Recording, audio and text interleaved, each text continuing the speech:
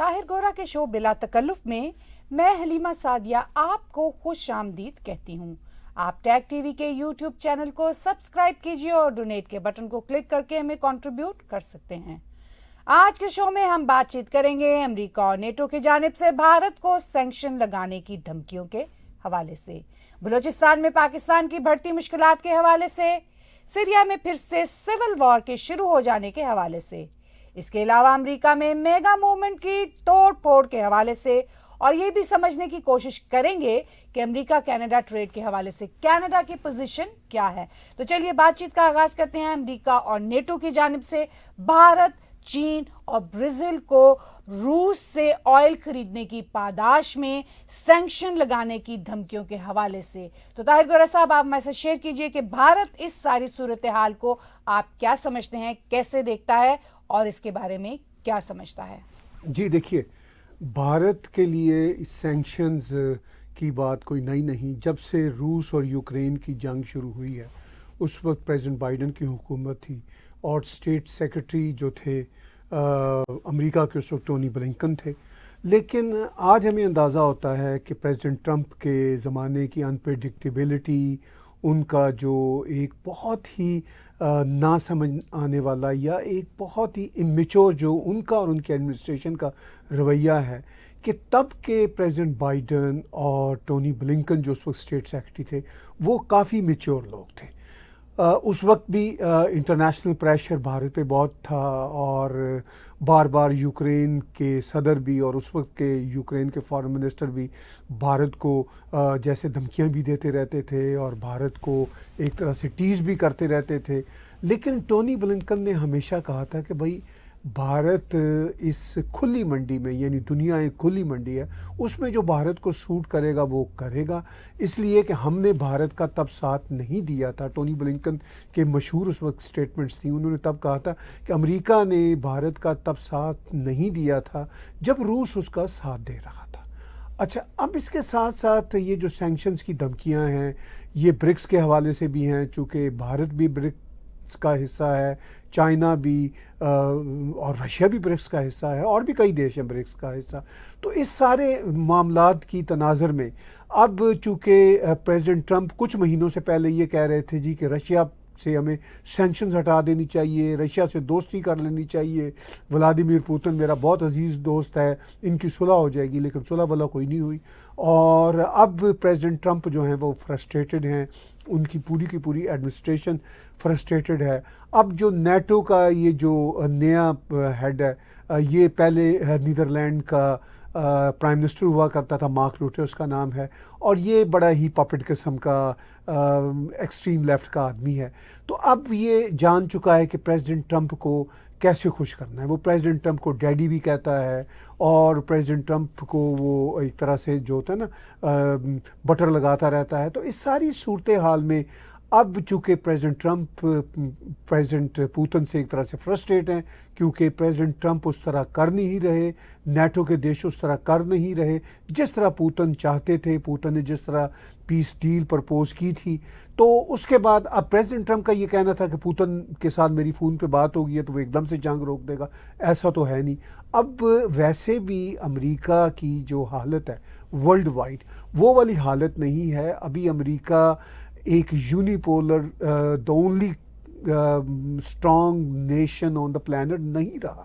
تو اب امریکہ کی یہ فرسٹریشن بھی ہے، اور جب میں امریکہ کی فرسٹریشن کہتا ہوں تو ٹرمپ کی صورت میں ذرا زیادہ ظاہر ہوتی ہے۔ تو اب پھر وہ یہ کہہ رہے تھے ابھی پچھلے دنوں کہ میں یہ جو برکس کے کنٹریز ہیں اگر انہوں نے اینٹی امریکہ پالیسیز اپنائیں تو میں دیکھ لوں گا، ان کے اوپر سخت سینکشنز لگاؤں گا۔ ابھی ریسنٹلی ٹرمپ نے اور اس کی ایڈمنسٹریشن نے یہ انڈیکیشن بھی دی کہ اگر انڈیا نے اور رشیا نے انڈیا اور چائنا نے رشیا سے آئل لینا بند نہ کیا تو ہم 50 ڈیز کے بعد سینکشنز لگا سکتے ہیں، ٹیرف ہم 100% لگا سکتے ہیں۔ تو یہ احمقانہ باتیں ہیں۔ اسی لیے بھارت کے جو ملٹری آف ایکسٹرنل افیئرس کے اسپوکس پرسن ہیں مسٹر جیسوال، انہوں نے آج ہی یہ کہا ہے کہ بھائی بات یہ ہے کہ یہ بڑی ہپوکریٹک باتیں کرتے ہیں یہ ویسٹرن دیش، خاص طور پر نیٹو کے دیش اور نیٹو کا بلاک اور یہ جو امریکہ کی طرف سے، تو انہوں نے کہا کہ ہم وہی کریں گے جو ہمیں سوٹ کرتا ہے۔ اب یہ تو سینکشنز ہر وقت کسی نہ کسی کے اوپر لگاتے رہتے ہیں، کبھی وینزویلا کے اوپر ہیں، کبھی ایران کے اوپر ہیں، اب رشیا کے اوپر ہیں، بلکہ ان سب کے اوپر ابھی بھی سینکشنز ہیں۔ تو پھر دنیا تیل کس سے لے گی؟ دنیا تیل پھر ان کی مرضی کے لوگوں سے لے گی۔ اور یہ خود یورپین ملک نیٹو کے جو ممبر دیش ہیں یہ خود رشیا سے انڈائریکٹلی تیل لے رہے ہیں، گیس لے رہے ہیں، لیکن یہ دنیا کو نا اسی طرح دیکھ رہے ہیں کہ جیسے یہ 150-200 سال پرانی ان کی کالونائزڈ ورلڈ ہے۔ World has change. اب ان کی جو ہیجمنی ہے ویسٹرن ورلڈ کی، جو یہ ہپوکریسی ہے وہ اب نہیں رہی۔ مطلب میں خود اور آپ خود، ہم سب کینیڈا میں رہتے ہیں، we love western world, we love Canada, but the thing is ہم یہ بھی چاہتے ہیں کہ ہمارے ویسٹرن ورلڈ کی یہ جو ہپوکریسی ہے اور دنیا کے بارے میں چیری پک کا جو ان کا رویہ ہے یہ ختم ہونا چاہیے۔ انف از انف۔ اس کے ساتھ ساتھ یہ بھی ضروری ہے کہ جب ہم فریڈم کی بات کرتے ہیں تو ہر دیش کو اس بات کا فریڈم ہے کہ وہ اپنے لیے بہتر فیصلے کر سکے۔ یہ ویسٹرن ویلیوز کور ویلیوز نہیں ہیں اور ان کا یہ بہت اہم حصہ ہے، جو کم از کم مجھے تو بہت اچھا لگتا ہے کہ آپ کو ہر میدان میں اپنی چوائس کی آزادی ہوتی ہے۔ چلیے، اس وقت دنیا کے میڈیا پر ایسی خبریں گردش کر رہی ہیں کہ برکس دیشوں کا بلاک طاقتور ہو رہا ہے اور ویسٹرن دیشوں کے بلاکس کمزور ہو رہے ہیں۔ آپ اس بدلتی دنیا کو کیسے دیکھتے ہیں؟ میرا خیال ہے یہ آپ کے پچھلے سوال سے ہی ریلیٹڈ یہ کچھ بن رہا ہے۔ جی ابھی پیچھے جو میں باتیں کر رہا تھا ابھی میں نے اشارہ کیا تھا اس طرف۔ اب دیکھیے اس وقت میں جرمنی کے مشہور ٹیلی ویژن دوچے ٹی وی کی ہی میں ایک پوڈ کاسٹ سن رہا تھا جس میں بھارتی بیک گراؤنڈ کے بھی 2 جرنلسٹ تھے اور جرمن ٹی وی کے بھی 2 لوگ تھے، وہ سب کے سب انفیکٹ جرمن ٹی وی سے ہی تعلق رکھتے تھے۔ ان سب نے کمنٹری کرتے ہوئے یہ بات کہی کہ اب یہ جو ہیجمنی تھی ویسٹرن ورلڈ کی یہ آلموسٹ ختم ہونا شروع ہو چکی ہے۔ ایسا نہیں ختم ہوئی ہے، یہ شروع ہو چکی ہے۔ میرا پرسنل انالیسس یہ ہے کہ ویسٹرن ورلڈ کا رول کبھی دنیا میں ختم نہیں ہوگا، کیونکہ انہوں نے جو نئی دنیاؤں کے لیے ترقیاں کی، خاص طور پر گزشتہ 150-200 سالوں کے دوران، وہ بڑی گراں قدر کنٹریبیوشنز ہیں، ہم اس کو مانتے ہیں اور وہ بہت ہی اچھا کام ہے۔ مگر اس کے ساتھ ساتھ انہوں نے اپنی ہپوکریسی کو بھی بہت آگے چلایا اور کالونائز بھی دنیا کو کیا۔ پہلے ان کا کلونیل دور ختم ہوا، پھر وہ ہپوکریسی کے ذریعے چلتے رہے۔ ابھی ان کی ہپوکریسی یہ سوشل میڈیا کے زمانے میں مکمل طور پر ایکسپوز ہو چکی ہے۔ یعنی ایک طرف تو وہ جمہوریت کی باتیں کرتے ہیں، ڈیموکریسی کی باتیں کرتے ہیں، دوسری طرف وہ ڈکٹیٹرز کو دنیا بھر میں سپورٹ کرتے ہیں۔ ابھی دیکھ لیجیے پریزیڈنٹ ٹرمپ نے 18 جون کو پاکستان کے ڈکٹیٹر، میں تو ڈکٹیٹر ہی کہوں گا اگرچہ وہاں پہ نام نہاد جمہوریت ہے، ڈکٹیٹر عاصم منیر سے ملاقات کی، پاکستان کے پریزیڈنٹ سے ملاقات نہیں کی، پاکستان کے پرائم منسٹر سے ملاقات نہیں۔ انہوں نے کہا جی دا اسٹرانگسٹ مین فرام پاکستان از عاصم منیر، اور پھر یہ باتیں کرتے ہیں جمہوریت کی۔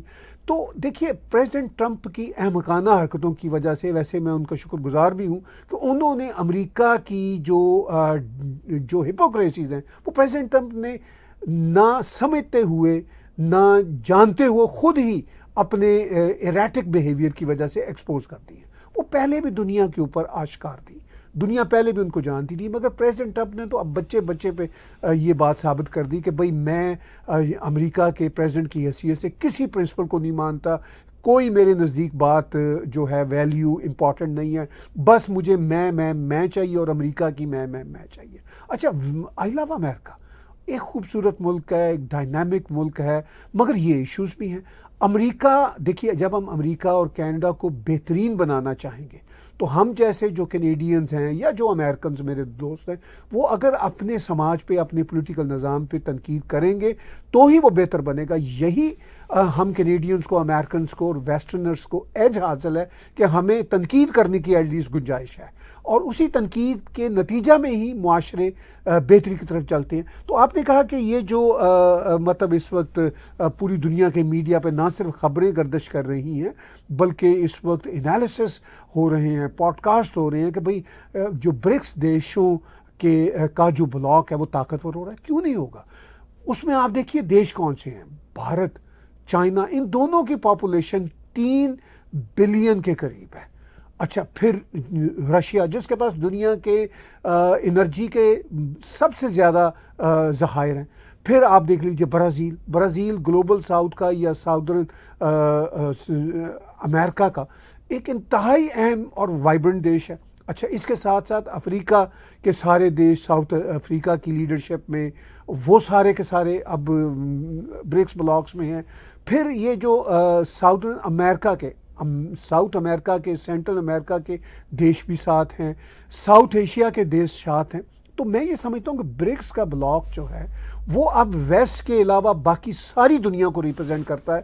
تو آف کورس یہ اپنی پاپولیشن میں بھی، اپنے اب جی ڈی پی کے نمبر میں بھی، ان سب کی اگر جی ڈی پی، میں صرف برکس دیشوں کی کہتے ہیں کہ 40% جی ڈی پی ہے، لیکن برکس دیشوں کے جو فردر ہمدرد دیش ہیں ان سب کو آپس میں ملا دیں تو یہ دنیا کی ان کی 50% سے زیادہ جی ڈی پی ہے، اور پاپولیشن جو دنیا میں ان دیشوں کی ہے ادر دین ویسٹرن بلاکس، وہ میرا خیال ہے کہ کوئی آلموسٹ پوری دنیا کی 8 بلین پاپولیشن میں سے 6.5 بلین لوگ ان دیشوں سے تعلق رکھتے ہوں گے۔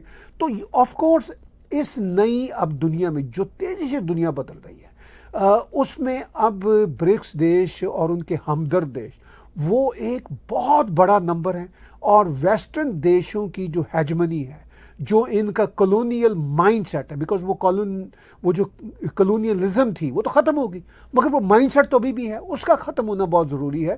خود ویسٹرن دیشوں میں، ہمارے اپنے کینیڈا میں ویسٹرن لوگوں میں موومنٹ چل رہی ہے کہ بھئی ہم کیوں ابھی تک اپنا کلونیل مائنڈ سیٹ رکھے ہوئے ہیں، وہ ختم ہونا چاہیے۔ تو یہ کلونیل مائنڈ سیٹ ختم کرنا ویسٹرن دیشوں کے لیے بڑا ہی امپورٹنٹ ہے، اور پیار محبت کے ساتھ ویسٹرن دیش دنیا کے ساتھ رہیں، اور یہ جو ہر وقت ان کے پریچر بنے رہتے ہیں، ان کے ٹیچر بنے رہتے ہیں، they must mind their own business. دراصل بدلتے ہوئے اکنامیکل اور پولیٹیکل سینیریو کے اندر پوزیشننگ اور بات کرنے کا سلیقہ بہت اہم ہے۔ میں سمجھتی ہوں بائیلیٹرل ریلیشنز میں اب اس وقت might is right is not a solution any more, اس کے ساتھ ساتھ ہمیں گنجائش کے ساتھ بات کرنی ہوگی۔ تو چلیے اب ہم بڑھتے ہیں بلوچستان کی طرف۔ بلوچستان میں پاکستان کے لیے مشکلات میں اضافہ ہو رہا ہے۔ کیا پاکستان کی آدمی بلوچستان کی صورتحال کو سمجھنا نہیں چاہتی، یا پھر وہاں کے مسائل کا حل ڈھونڈنے کی بجائے لوگوں کو کریک ڈاؤن جاری رکھنا چاہتی ہے؟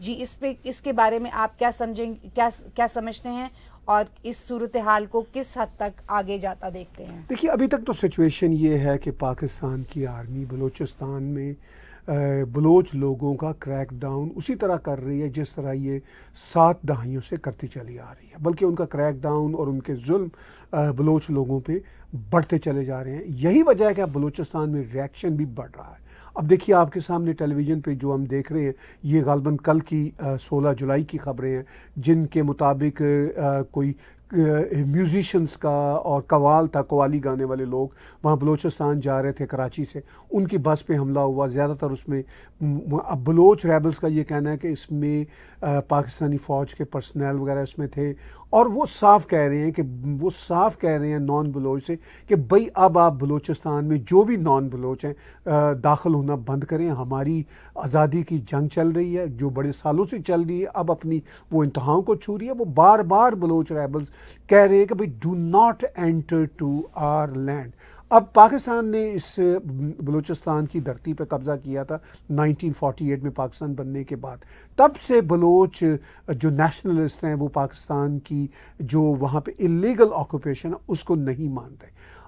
ہو سکتا تھا کہ وہ پاکستان کے ساتھ گیٹ الانگ ہو جاتے، مگر چونکہ پاکستان نے ان کے ساتھ مسلسل ظلم کیا، ان کو اٹانومی دینا تو دور کی بات ہے، ان کی سوئی گیس جو سوئی کے مقام سے نکلتی تھی، جو گیس ہے اس پہ قبضہ کیے رکھا، اور ان کو وہ گیس کی رائلٹی تک بھی ٹھیک سے نہیں ملتی تھی، گیس تو بالکل نہیں ان کو ملتی تھی۔ تو اس ساری صورتحال میں یہ تو ایک مثال ہے۔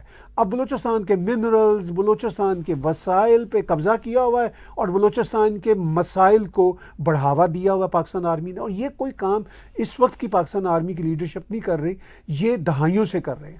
اب چونکہ انف از انف والا معاملہ آ گیا، پاکستان کے chief of the army staff Asim Munir اور اس کے جو ISPR کے جنرل ہیں جنرل شریف چودھری، وہ بار بار دھمکیاں دیتے رہتے ہیں بلوچوں کو. کبھی وہ کہتا ہے چیف دا آرمی اسٹاف کہ آپ 1500 ریبل ہو، آپ سمجھتے ہو کہ آپ ہم سے بلوچستان چھڑوا لو گے، ہم تو آپ کو تباہ و برباد کر دیں گے. تو وہ مولا جٹ کی، وہ پنجابی فلم جو مولا جٹ تھی، اس کی زبان یہ پاکستان کا چیف دا آرمی اسٹاف اور اس کے جو سمپولیے ہیں وہ بولتے رہتے ہیں. اب بلوچوں نے بھی پھر طے کر لیا کہ بھائی ٹھیک ہے، آپ ہمارے بچوں کو ویسے بھی اٹھا کے لے جاتے ہیں، ان کو مارتے ہیں، ان کے ساتھ برا سلوک کرتے ہیں، تو ٹھیک ہے پھر ہم نے مرنا ہی ہے تو کیوں نہ ہم آپ کو مار کے اور آپ کو میسج دے کے مریں. سچویشن بڑی ڈائر ہے. ایز اے جرنلسٹ آپ اور میں پاکستان میں پیدا ہوئے تھے، ہمیں افسوس ہوتا ہے، ہم کسی قسم کے وائلنس کو سپورٹ نہیں کرتے، لیکن سوال یہ ہے کہ یہ جو سچویشن ہے، اس سچویشن میں ہمیں سمجھنا ہوگا کہ اس کی روٹ کاز کیا ہے. روٹ کاز پاکستان آرمی کے ظلم ہیں، زیادتیاں ہیں، اور اسی وجہ سے اب بلوچ مسلسل حملے کر رہے ہیں. پاکستان کے جو سیکیورٹی کنوائے ہیں ان کے اوپر بھی، پاکستان سے جو بھی بس بلوچستان میں داخل ہوتی ہے اس پہ بھی وہ اٹیک کرتے ہیں. مطلب as much as they can. وہ واضح طور پر پیغام دے رہے ہیں، سب کو کہہ رہے ہیں، عام پاکستانی جنتا کو کہہ رہے ہیں کہ بھئی ہم حالت جنگ میں ہیں، do not enter in Balochistan. تو اب ظاہر ہے پاکستان کی عوام بیچاری غریب ہے، سب یہ میسج بھی ٹھیک سے نہیں سمجھ پاتے. پھر اس میں یہ بھی خطرہ ہوتا ہے کہ ان بسوں میں اور جو بلوچستان سے جو بھی ٹرانسپورٹ جا رہی ہیں، مطلب پاکستان سے بلوچستان جا رہی ہیں، ان میں واقعی پاکستان کے جو سیکیورٹی اپریٹس کے لوگ بھی ہوتے ہیں. تو اب یہ ایک طرح سے جنگ ہے. اس حالت جنگ میں عام جنتا تک یہ اویئرنیس ہونی چاہیے کہ وہ بلوچستان پاکستان کی طرف سے بلوچستان نہ جائیں، کیونکہ بلوچستان کے جو کسٹوڈینز ہیں، جو بیسیکلی وہاں کے ریبلز ہیں، وہ کہہ رہے ہیں کہ بھئی آپ انٹر نہ ہوں. اب پاکستان کا یہ ہے جی کہ یہ سب کچھ فتنۃ الہندوستان ہے. میں نے ابھی پچھلے دنوں ڈاکٹر تارا چند جو بلوچستان کے منسٹر بھی رہ چکے ہیں، ان کا انٹرویو کیا تھا، تو انہوں نے کہا تھا کہ بھئی فتنۃ الہندوستان جب یہ پاکستانی بولتے ہیں تو ہمیں ہنسی آ جاتی ہے، کیونکہ پاکستان کی ریاست سے بڑا فتنہ خود کیا ہوگا. چلیے اب ہم اس طرف آتے ہیں کہ گلوبل ورلڈ ہے اور ٹیکنالوجی کی وجہ سے ہر چیز بہت واضح اور اوپن ہے. تو پاکستان کی ایلیٹ پاکستان کے اندر اور پاکستان سے باہر امن کی کارروائیوں کو فروغ دینے میں ناکام کیوں نظر آ رہی ہے؟ اس لیے کہ اب کوئی بات چھپی نہیں ہے، ہر چیز اوپن ہے. تو آپ اس کو کیسے دیکھتے ہیں؟ دیکھیے، جب آپ پاکستان کی ایلیٹ کا ذکر کرتے ہیں تو پاکستان کی نمبر 1 ایلیٹ تو پاکستان کی یہ فوج ہے، جن کے بارے میں استاد دامن نے پنجابی میں ایک شعر کہا تھا، ہونٹے موجہ ہی موجہ نے، ہر پاسے فوجہ ہی فوجہ نے. تو انفارچونیٹلی پاکستان کے سارے نظام پہ پاکستان کی آرمی کا ڈائریکٹلی اور انڈائریکٹلی قبضہ ہے. ان کے بعد پاکستان کی بیوروکریسی آتی ہے، بیوروکریسی کے ساتھ ساتھ پاکستان کے یہ سارے کے سارے کرپٹ پولیٹیشنز آتے ہیں. ان پولیٹیشنز کے ساتھ ساتھ پاکستان کا یہ سارے کا سارا جو بوٹ پالشیا میڈیا ہے یہ آتا ہے. اور یہ ساری کے ساری جو ایلیٹ ہے یہ اپنا سروائیول اسی میں سمجھتی ہے کہ بھئی افغانستان میں بھی امن نہ ہو، بھارت میں بھی یہ ٹیررزم کرتے رہے، اور بلوچستان میں بھی یہ اپنا آپریشن جاری رکھے. ایون سو مچ سو خیبر پختونخوا کے لوگ بھی بہت نالاں ہیں، وہ بھی اب بلوچوں سے کم نالاں نہیں ہیں. تو ان کے اندر بھی یہ پاکستان کی ایلیٹ گڑبڑ کرتی رہتی ہے. پاکستان کا میڈیا ایک انتہائی اپرچونسٹ اور جھوٹا میڈیا ہے. لیکن اس ساری سچویشن میں ایک امپورٹنٹ جو ہمیں ڈیولپمنٹ نظر آتی ہے گزشتہ کچھ سالوں کے دوران، وہ پاکستان کی اس وقت کی سب سے پاپولر پولیٹیکل پارٹی یعنی PTI کے اندر ہے. PTI کے لیڈر عمران خان 2 سالوں سے جیل میں ہیں. ان کے ہزاروں ورکرز، خواتین ورکرز بھی اور مرد ورکرز بھی، وہ بیچارے جیلوں میں ہیں. ان پہ جھوٹے ان کے خلاف مقدمے بنے ہوئے ہیں. اور عمران خان کی جو سٹائل آف پالیٹکس ہے، میں جب وہ پرائم منسٹر تھے میں کبھی بھی ان سے ایگری نہیں کیا ان کی سٹائل آف پالیٹکس سے، مگر میں تب بھی کہا کرتا تھا کہ جو کچھ عمران خان نے اس وقت کی پولیٹیکل ایلیٹ کے ساتھ یعنی ظلم کیے تھے، وہی ظلم عمران خان کے خلاف ہوں گے. چونکہ پاکستان کے ہسٹری کو سمجھنے والے میرے جیسے جو جرنلسٹ ہیں وہ یہ آسانی سے دیکھ سکتے ہیں کہ پاکستان میں پاکستان کی فوج نے کسی پولیٹیکل پارٹی کو آج تک نہیں بخشا تھا.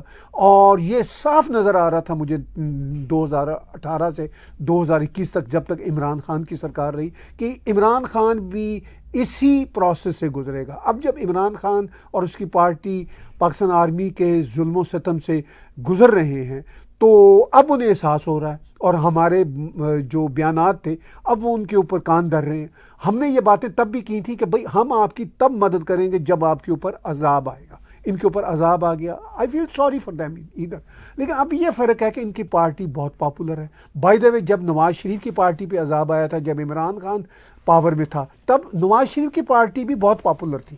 تب بھی ان کی پارٹی کی پاپولیرٹی کے باوجود فوج کے خلاف کچھ ایکشن نہیں ہوا تھا, یعنی عوام کی طرف سے کوئی سارٹ آف ریوولٹ نہیں ہوا تھا. لیکن عمران خان کی جماعت نے فوج کے خلاف اور فوج کی پالیسیوں کے خلاف ریوولٹ کرنے کی کوشش کی, مگر ان کو مارا گیا, ان کے اوپر گولیاں برسائی گئیں. کئی درجن لوگ ان کے اب تک کے ہمارے پاس ویریفائڈ انفارمیشن ہے مارے جا چکے ہیں. خود ان کے لیڈر جیل میں ہیں اور ان کے ساتھ بہت برا سلوک ہو رہا ہے. تو اس ساری صورتحال میں پاکستان کی ایلیٹ جو اقتدار میں بیٹھی ہوئی ہے, ان میں سے جو پولیٹیشنز ہیں, خاص طور پر پیپلز پارٹی کے پولیٹیشنز اور نواز شریف کی پارٹی کے لوگ, ان کو شرم کرنی چاہیے, کیونکہ انہوں نے یہ سارا ظلم و ستم خود سہا ہے, کئی بار سہا ہے, اور اب یہی ظلم و ستم پی ٹی آئی پہ ہے, یہی ظلم و ستم بلوچوں پہ ہے. بائی دا وے, بلوچوں پہ ظلم و ستم تو پاکستان کی کوئی بھی ایلیٹ رہی ہو, کسی بھی پولیٹیکل سرکار کی حکومت رہی ہو, وہ ڈائریکٹلی ظلم و ستم ان کے اوپر ہوتا رہا. وہ بیچارے ہمیشہ ظلم و ستم کا شکار رہے. یہ جو ہمارے پشتون بہن بھائی ہیں, یہ بھی 9/11 کی جنگ سے, بلکہ پہلے کے زمانے سے, جب سے یہ جہاد افغانستان کا پاکستان نے کاروبار امریکہ کے ساتھ مل کے شروع کیا تھا, تب سے وہ بھی مسائل کا شکار ہیں, وہ بھی مسائل جھیل رہے ہیں. انڈائریکٹلی پاکستان کے پنجابی, پاکستان کے سندھی, پاکستان کے مہاجر بھی انہی مسائل کو جھیل رہے ہیں. تو یہ جو پورے کا پورا سیڈس رویہ ہے کہ بھئی ہم تو ڈوبے ہیں صنم, تمہیں بھی لے ڈوبیں گے. یعنی یہ ہے کہ ہم تو, ہمارا پاکستانی دیش تو ڈوبا ہی ہوا ہے, ہم افغانستان میں بھی امن نہیں چاہیں گے, بھارت میں بھی ہم ٹیررزم کرنا چاہیں گے. تو یہ جو سچویشن ہے, یہ پاکستان کی ایلیٹ کا ایک سیڈس رویہ بھی ہے, اور یہ ایک گھٹیا رویہ بھی ہے. اس سے پاکستان کو نکلنا ہوگا, کیونکہ پاکستان کی عوام اور خود اس ایلیٹ کی بہتری اسی میں ہے کہ یہ امن کی راہ کی طرف چلیں. جی چلیے مڈل ایسٹ کی طرف چلتے ہیں. سیریا میں پھر سے سول وار کی صورت پیدا ہو رہی ہے. کیا دروز کمیونٹی اور سیرین جہادیوں کے بیچ پیدا ہونے والی حالیہ صورتحال دنیا کے لیے ایک نیا چیلنج ثابت ہوگی یا ہو سکتی ہے, یا آپ اس کو کیسے دیکھتے ہیں؟ دیکھیے, مڈل ایسٹ بہت ہی ٹرموائل کے فیز میں ہے, اور یہ ٹرموائل مڈل ایسٹ میں کوئی نیا نہیں ہے, فار اے لانگ ٹائم سے چلا آ رہا ہے. مڈل ایسٹ کے ٹرموائل میں اگر ہم تھوڑا سا پہلے جائیں تو آپ کو یاد ہوگا اسرائیل عرب جنگ تھی جو غالباً 1967 کی تھی. اس جنگ کے بعد ایجپٹ نے, ایون عراق اور سیریا بھی اس میں تھے, جارڈن بھی تھے, اور کسی حد تک سعودی عرب, ان لوگوں کی بھی حمایت حاصل تھی. وہ سب پھر اس جنگ سے انہوں نے توبہ کی, باہر نکل آئے. اسی وجہ سے جو خاص طور پر رچ آئل پروڈیوسنگ عرب نیشنز ہیں, جن کو GCC کے دیش کہا جاتا ہے, ان میں سعودی عرب ہو, کویت ہو, بحرین ہو, قطر ہو, UAE ہو, عمان ہو, ان سب نے تو اپنی اچھی ڈیولپمنٹ کر لی اور یہ سمجھ لیا کہ بھئی ہمیں اب جنگ ونگ میں نہیں جانا. اسی لیے پریزیڈنٹ ٹرمپ کے پہلے ٹینیور میں ابراہیمک ایکارڈ میں UAE, بحرین اور غالباً عمان بھی اس میں شامل تھا, as far as I remember. تو لیکن بحرین اور UAE تو پکے تھے اس میں, اور عمان شاید انڈائریکٹلی تھا, تو وہ اس میں شامل ہوئے. پھر یہ سعودی عرب بھی ابراہیمک ایکارڈ میں آنا چاہ رہا تھا, تو ایران کی شے پہ پھر انہوں نے, حماس والوں نے 7 اکتوبر 2023 کی ہاریبل قسم کی ٹیررزم کی, تو وہ معاملات اور بگڑے. اس ٹیررزم کے بعد مڈل ایسٹ میں ہم نے دیکھا کہ اسرائیل کی طرف سے غزہ میں بڑا خوفناک آپریشن ہوا, جو ابھی تک چل رہا ہے, لیکن کافی حد تک حماس کا خاتمہ ہوا, حزب اللہ کا خاتمہ ہوا. ابھی ہم نے جون میں اسرائیل اور ایران کی 12 روز کی جنگ دیکھی. اس کے ساتھ ساتھ ہم نے امریکہ کی ایران کے نیوکلیئر سائٹس کے اوپر بمبارڈمنٹ دیکھی. یہ بڑے واقعات ہیں. اب ہمیں یاد ہوگا کہ لاسٹ دسمبر, یعنی دسمبر 2024 میں سیریا میں جو 2011 سے سول وار شروع ہوئی تھی, اس کا ایک دم سے خاتمہ ہوا جب ترکی کی مدد سے مراد یہ کہ اس وقت اسرائیل کی مدد بھی ترکی کو حاصل تھی، اس وقت امریکہ کی مدد بھی حاصل تھی، کی مدد سے جو القاعدہ کے جہادی تھے، یہی جو اس وقت آج اسرائیل کے ہیڈ آف دا اسٹیٹ ہیں، تو مسٹر الشارع غالباً ان کا نام ہے، تو ان کو انسٹال کیا as the head of state of Syria. تو اس کے بعد ایک یہ خیال تھا کہ بھئی شاید وہاں پہ سول وار اب ختم ہو جائے گی، مگر ان کے آنے کے 1-2 مہینوں بعد دروز کمیونٹی پہ اٹیک ہوا۔ دروز کمیونٹی ایک شیعہ اسماعیلی سارٹ آف کمیونٹی ہے جو سنتنی آئیڈیالوجی بھی رکھتی ہے اور اسماعیلی آئیڈیالوجی بھی رکھتی ہے۔ It's a kind of a mix religious, نہیں مطلب شاید وہ بھی نہیں ہے، مگر وہ زیادہ تر جو دیکھیے اس ریجن کا جو ہے پورے کا پورا جو ایک مکس ہے رویہ وہ ان میں۔ اچھا دروز جو ہیں یہ کوئی 1.5 لاکھ کے قریب اسرائیل میں رہتے ہیں، یہ بڑی انفلوئنشل کمیونٹی ہے، ویل ریسپیکٹڈ کمیونٹی ہے اسرائیل میں۔ پھر یہ جارڈن میں بھی ان کی اچھی خاصی تعداد ہے، پھر غالباً یہ 5 لاکھ کے قریب سیریا میں رہتے ہیں، اور یہ کوئی 10 لاکھ کے قریب ان کی ٹوٹل پاپولیشن ہے۔ دروز کمیونٹی پہ پہلے بھی اٹیک ہوا تھا۔ دروز کمیونٹی ماڈرن کمیونٹی ہے، اسرائیل کی ساتھ الائے ہے۔ تو اب یہ جو ایک دم سے دروز کمیونٹی اور جہادیوں کا آپس میں پھر سے یہ ہوا ہے، میرا خیال ہے یہ 12-13 جولائی کو یہ شروع ہوا، ابھی 3-4 روز پہلے، اور 16 جولائی کو پھر اسرائیل نے ایک خوفناک اٹیک کیا ہے دمشق، جو سیریا کا کیپٹل ہے، اس کی گورنمنٹ بلڈنگز پہ، اس کے ملٹری انفراسٹرکچر پہ۔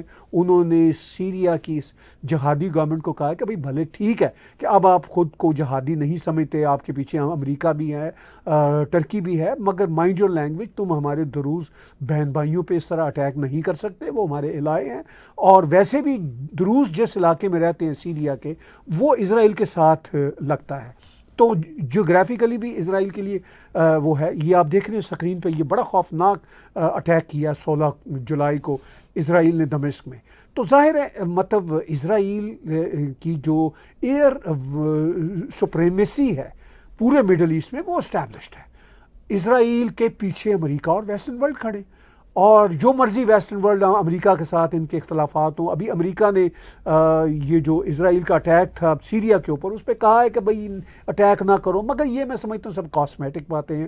امریکہ کو سب کچھ بتا کے ہی اسرائیل کرتا ہے فرینکلی، اور اگر بتا کے نہ کرے تو کر دینے کے بعد بتا دیتا ہے کہ بھئی کر دیا ہم نے، تو مائنڈ یور لینگویج۔ لیکن اس کے ساتھ ساتھ جب ایک دفعہ جنگ شروع ہو جاتی ہے، انٹرنل سول وار ہمیشہ آپس کی لڑائیوں کی وجہ سے ہوتی ہے۔ میرا خیال ہے اس میں ایک ایکسٹرنل فیکٹر تو بہت اہم ہوتا ہی ہے، لیکن انٹرنلی بھی بہت بڑی ساری چیزیں بکھرنے کی وجہ سے زیادہ ایگراویٹ ہوتی ہے سچویشن۔ آپ اس جی بالکل ایسا بھی ہے۔ دوسرا یہ ہے کہ اس پورے ریجن میں انسٹیبلٹی بہت ہائر لیول کی ہے۔ یہ اسرائیل کی ہمت ہے کہ وہ چمکیاں لڑائیاں کرتا رہتا ہے، کبھی وہ حزب اللہ کے اوپر اٹیک کر دیتا، آج کل بھی کر رہا، ابھی پرسوں کیا اٹیک، پھر وہ حماس کے اوپر تو مسلسل ان کے اٹیک رہتے ہیں، پھر وہ ایران کے اوپر بھی انہوں نے اس طرح اٹیک کیے کہ باقاعدہ جنگ شروع ہو گئی، حوثیوں کے ساتھ بھی وہ نپٹتا رہتا ہے۔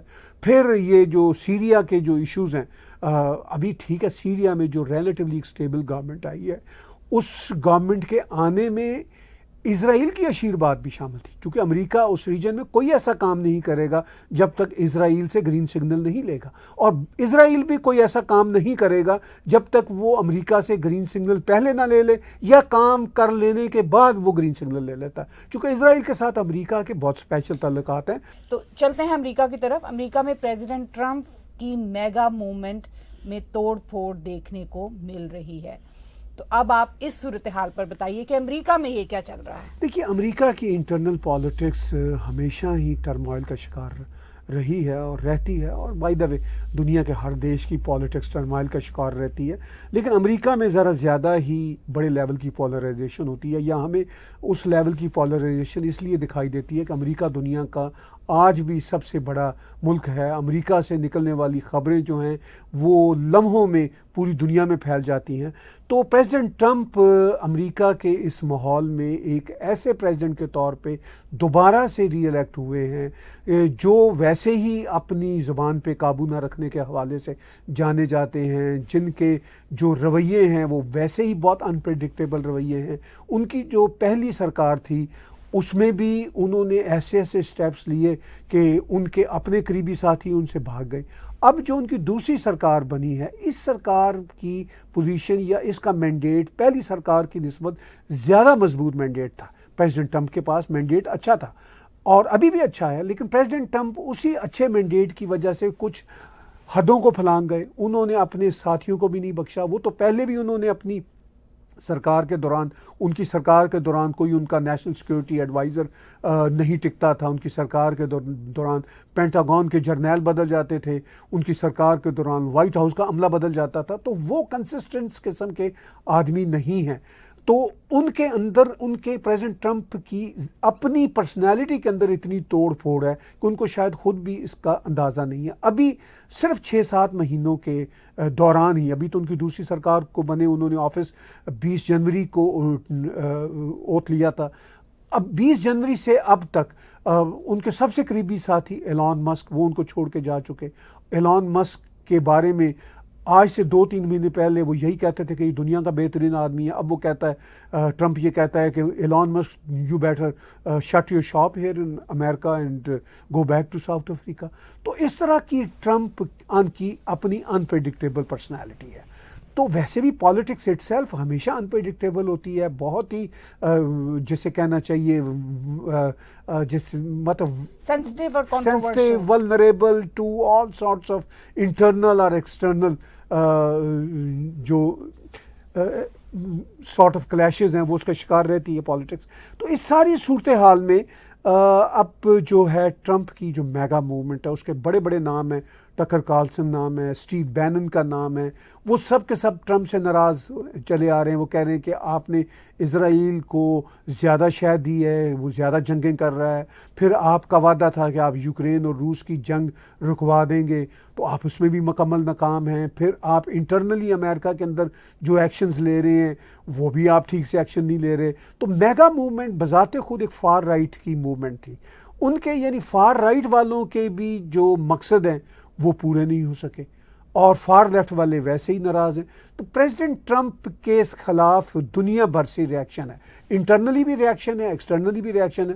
لیکن امید یہی ہے کہ وہ اپنی یہ جو 4 سالہ جو حکومت ہے وہ پوری کریں گے. بیکاز امریکہ میں ایسا تو نہیں ہوتا کہ امپیچ ہونے کے بعد بھی، پریزیڈنٹ ٹرمپ نے پہلے ٹینیور کے دوران 2 بار امپیچ ہو گئے تھے، تو امپیچ ہونے کے باوجود انہوں نے عہدہ تو نہیں چھوڑا تھا. اب بھی وہ عہدہ نہیں چھوڑیں گے، جمے رہیں گے. ان کو آگے کون سا الیکشن لڑنا ہے، ان کی ان پاپولیرٹی بڑھتی چلی جا رہی ہے. He doesn't care, he gives a dam.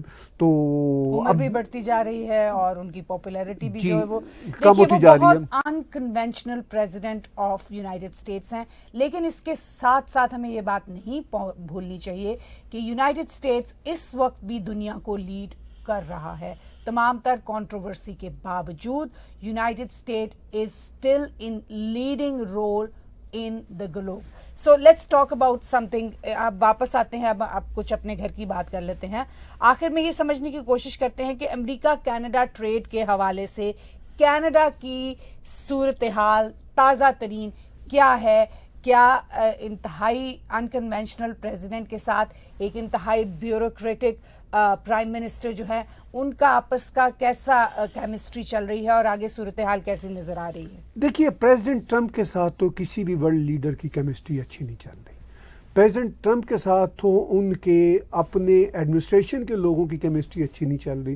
اس وقت آپ مارکو روبیو کو دیکھ لیجئے، یا even J D Vance vice president کو دیکھ لیجئے، یا اور بڑے بڑے لوگ جو ان کے آس پاس ہیں، وہ اپیرنٹلی تو پریزیڈنٹ ٹرمپ کی حمایت کی باتیں کرتے ہیں، اس لیے کہ ان کو امریکن ایڈمنسٹریشن کا حصہ ابھی بنے رہنا ہے.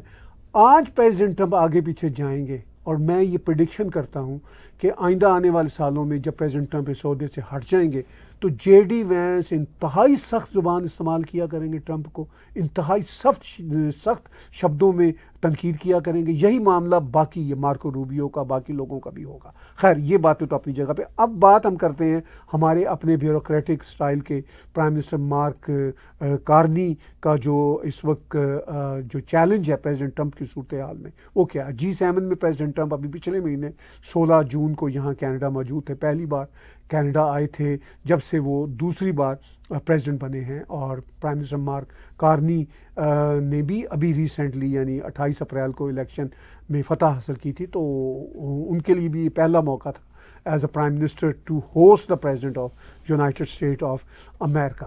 تو اس میں تو بڑی بڑی اچھی باتیں کی کہ 30 دن میں ہم ٹریڈ ڈیل کر لیں گے, یہ ہے وہ ہے. پھر انہوں نے کوئی 2 ہفتے پہلے پریزیڈنٹ ٹرمپ نے کہا کہ میں کینیڈا کے ساتھ ساری جو ٹریڈ ڈیل ہے اس کو ٹرمینیٹ کرتا ہوں اور میں 35% ٹیرف لگاؤں گا. تو تب بھی قریباً 2 ہفتہ پہلے مارک کارنی نے کہا تھا کہ بھئی پریزیڈنٹ ٹرمپ کو ڈیل کرنا کوئی آسان کام نہیں ہے. پھر انہوں نے پریزیڈنٹ ٹرمپ کا مطالبہ تھا کہ جو ایک غالباً ٹیکس تھا وہ آپ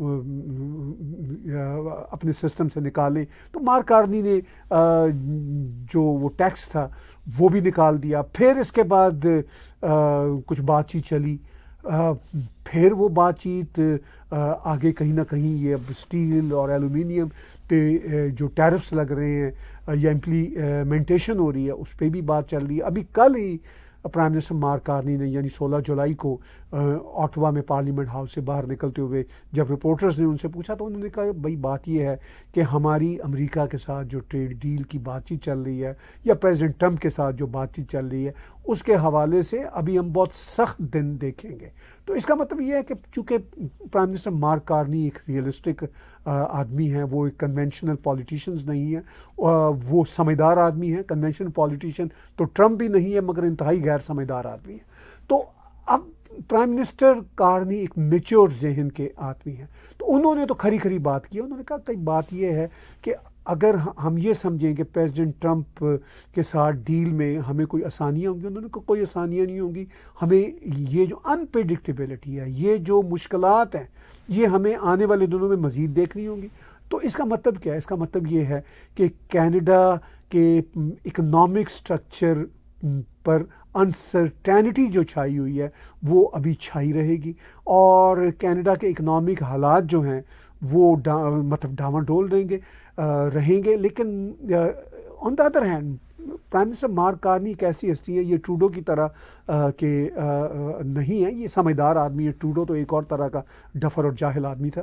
تو یہ ساتھ ساتھ کوشش کر رہے ہیں پرائم منسٹر مارک کارنی کہ بھئی امریکہ کے ساتھ جو ہم معاملات کریں گے وہ تو آنے والے دنوں میں پریزیڈنٹ ٹرمپ کی انپریڈکٹیبلٹی کے ساتھ ہی ہوں گے, لیکن ہم باقی دنیا کے ساتھ تو کچھ نہ کچھ ٹریڈ کو بہتر کریں. وہ باقی دنیا کے ساتھ ٹریڈ کو بہتر کرنے کی کوششیں کر رہے ہیں, لیکن ظاہر ہے امریکہ کے ساتھ ہماری میجورٹی ٹریڈ ہے, ہمیں ہٹ بیک مل رہا ہے, مزید ملے گا. اس بات کی طرف نشاندہی پرائم منسٹر مارک کارنی نے ایک بار پھر کر دی ہے, اور ہم کینیڈینز کو بھی ریئلسٹکلی اب یہ سمجھنا ہوگا کہ مزید 3.5 سال یہ اسی طرح ڈاواں ڈول رہیں گے.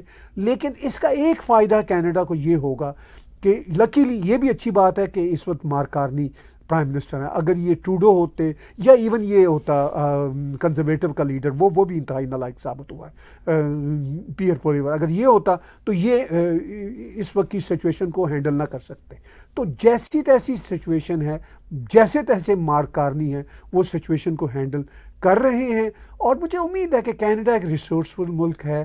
تھوڑی سی ہمارے اوپر مشکلات آئیں گی, لیکن ان دا لانگ رن آگے 3-4 سال چل کے اگر مارک کارنی نے اچھی پالیسیاں دی, اگر انہوں نے اچھی پالیسیاں دی تو ہم اپنی ڈائمینشنز بہتر بنا لیں گے. ہمیں ٹورزم پہ توجہ دینی چاہیے, اور ہمیں اپنی جو ہمارے نیچرل ریسورسز ہیں ان کے حوالے سے ٹریڈ کرنا چاہیے, ان کے حوالے سے جو ہمیں اپنے اکنامک اپرچونٹیز کو لینا چاہیے. ضروری ہے. انسرٹن پولیٹیکل اکنامک ورلڈ میں ہم رہ رہے ہیں, گلوبل انسرٹنٹی بڑھتی ہے یا کم ہوتی ہے, اس کے اوپر ہم تازہ بتازہ تبصرے لے کے آپ کے پاس آتے رہیں گے. تیزی سے بدلتی ہوئی صورتحال, تیزی سے چینج ہوتے ہوئے ورلڈ سینیریو کو ہم ڈسکس کرتے رہیں گے. آج کا بلا تکلف شو طاہر گورا اور میرے ساتھ دیکھنے کا بہت بہت شکریہ. آپ ہمارے ٹیگ ٹی وی کے یوٹیوب چینل کو سبسکرائب کیجئے.